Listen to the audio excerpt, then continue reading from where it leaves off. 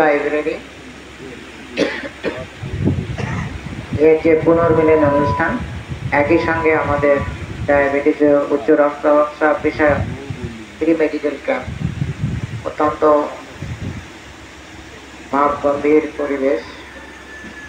এই পরিবেশে আমাদের মাঝে উপস্থিত আছেন আমাদের শ্রদ্ধেয় রশিদুজ্জামান রশিদ ভাই, মাননীয় সংসদ সদস্য। সংসদ সদস্যের যে ধারাবাহিক সংজ্ঞার বাইরে আমি মনে করি একটা আছে অত্যন্ত মেধাবী, তৃণমূল থেকে সংগ্রাম করে রোহিত ভাই আসছেন, যাদের সঙ্গে আমাদের 30 থেকে 40 বছরের সম্পর্ক সংগ্রামের ইতিহাসে। আমাদের প্রাণপ্রিয় এমপি মহোদয়, যিনি পাইকাসার 10টা ইউনিয়ন এবং কয়রার 7টা ইউনিয়ন যদি ভুল না করে থাকে, 17টা ইউনিয়ন, যেটা 1 নম্বর হোডাল ইউনিয়ন থেকে শুরু হয়েছে এবং দক্ষিণ বেদকাশি দিয়ে শেষ হয়েছে। এর ভেতরে পৌরসভা আছে, সেই হোডাল ইউনিয়ন থেকে দক্ষিণ বেদকাশি, সেই প্রাণপ্রিয় মানুষ রশিদ ভাই।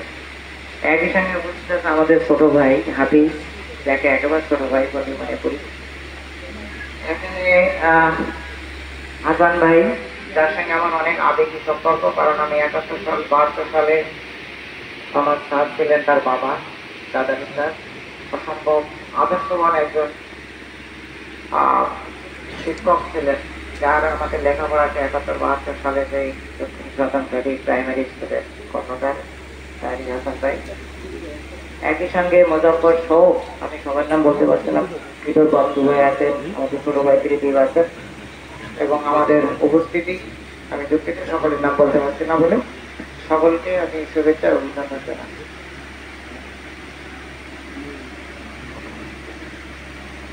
আমরা যে জায়গাটা আছে এটা নাম সবাই ঘাটি, এর পাশে আছে আমার বাড়ি শ্মশান ঘাটি, এরপরে মামুদ ঘাটি, শ্রীমন্ত ঘাটি, সরি হ্যাঁ না কাঠি আছে মামুদ ঘাটির থেকে এই নোয়াঘাটি। আমি দেখেন একটু কাঠি আছে, আমি যেখানে একটা প্রাসঙ্গিকতা আছে কথা, এত কাঠি নিয়ে একটা ডিএসএলআর বক্স ম্যাচ বক্স বলি, আমার মনে হয় এখন বোধ হয় আগে ছিল 30টা কাঠি, এখন বোধ হয় কমাই যাচ্ছে, এখন বোধ হয় শুরু জামারি থাকতে পারে 48, হ্যাঁ 71। এখন আমি মনে করি ক্লাসটা যে কাঠি একটাই ডিএসএলআর বক্স, এই জ্ঞানের ভান্ডার, আদর্শ লাইব্রেরি হোক, আমাদের লাইব্রেরি হোক, এবং এই যে ফ্রি মেডিকেল ক্যাম্প হোক, এগুলো কিন্তু হচ্ছে ডিএসএলআর বক্স।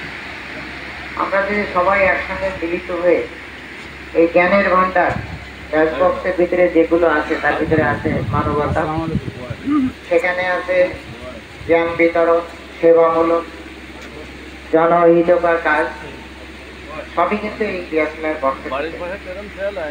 আমরা যদি এটা দিয়ে শুরু, আমরা যদি এই ডিএসএলআর বক্সের ভিতরে যে সুপ্ত প্রতিভাগুলো আছে, তার ভিতরে আছে সেবা, জ্ঞান, এগুলো যদি আমরা সবাই মিলে একসঙ্গে আগাতে পারি, তাহলে একটা বিশাল স্ফুলিঙ্গ তৈরি হবে। সে বিশ্বাস আমার আছে।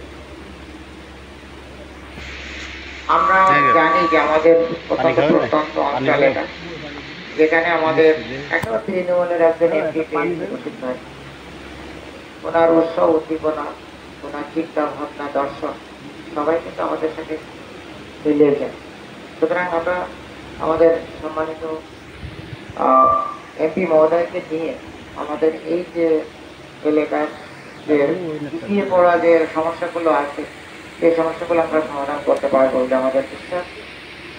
আর এখানে সামাজিকভাবে একটু কথা বলি, একটা মসজিদ কিন্তু অনেকেই তৈরি করতে পারে, কিন্তু সবাই কিন্তু 10 টাকা 5 টাকা চায়, কেন? একটা কন্ট্রিবিউশন রাখার জন্য ওন করতে পারে, নিজস্বভাবে চিন্তা করতে পারে।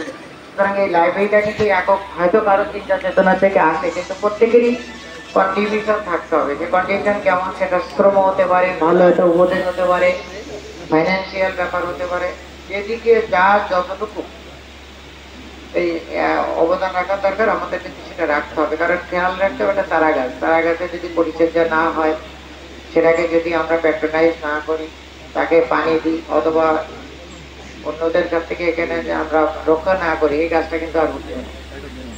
সুতরাং আমরা এই দিকটা যেন খেয়াল রাখি। আর যে যেখানে আছে আমাদের মনটা এখানে পড়ে থাকে, আমরা বাইরে চলে গেছি, তারপরে কিন্তু সবসময় চাই যে এখানে আমাদের কিছু কাজ করার জন্য। তো আমরা তিনটা দিকে একটু খেয়াল রাখবো। প্রথমত লাইব্রেরি, যেখানে যাই হোক এটা আমাদের জ্ঞানের ভান্ডার, সভ্যতা নিদর্শন, প্রস্তুতিকারী, এটাকে আমরা বাঁচা রাখতে হবে। দ্বিতীয়ত স্বাস্থ্যগত ব্যাপার, যেখানে যা আছে আমরা যেখানে আছি আমরা চেষ্টা করবো এই ফ্রি মেডিকেল ক্যাম্প কিংবা যারা উদ্যোক্তা আছে এটা কন্টিনিউয়াসলি চলবে। বছরে হয়তো 3-4টা ফলো আপ যদি হয় তাহলে হবে, না হলে ওই যে প্রথম চেক আপের পরে ভুলে যাই। এটা যারা আছেন আমি অনুরোধ করবো যে এটা যাতে কন্টিনিউয়াসলি আগায় নেয়। আমি আর বক্তব্য দীর্ঘায়িত করবো না, আমরা অপেক্ষা করছি আমাদের মাননীয় সরকার রবীন্দ্রের কাছ থেকে কিছু সূচনা, কিছু দিক নির্দেশনা পাওয়ার। সম্মানিত এখানে যে অতিথি কিন্তু আছেন সকলকে আমি শুভেচ্ছা জানাচ্ছি। আমি যতটুকু আমার অবস্থা থেকে এই লাইব্রেরিকে প্যাট্রোনাইজ করা যায় আমি করব, এটা আমার কমিটমেন্ট। আমি সেটাকে এগিয়ে নিয়ে যাব। আমি আবার সকলকে সম্মান এবং শ্রদ্ধা জানাচ্ছি। সেই সঙ্গে হাসান ভাই থেকে শুরু করে আমাদের অধিকাংশ পার্থভাই আছেন, সকলকে আমি অভিনন্দন জানাচ্ছি। আমার জন্য দোয়া করবেন। আমরা এগিয়ে যেতে চাই এলাকার সমস্যাগুলো নিয়ে, যে যেখানে যে অবস্থায় থাকি। আপনাদের সকলে দোয়া এবং আশীর্বাদ চাই। সকলে ভালো থাকুন, সুস্থ থাকুন, এগিয়ে যেতে হবে, এগিয়ে যাবো ইনশাআল্লাহ। সকলকে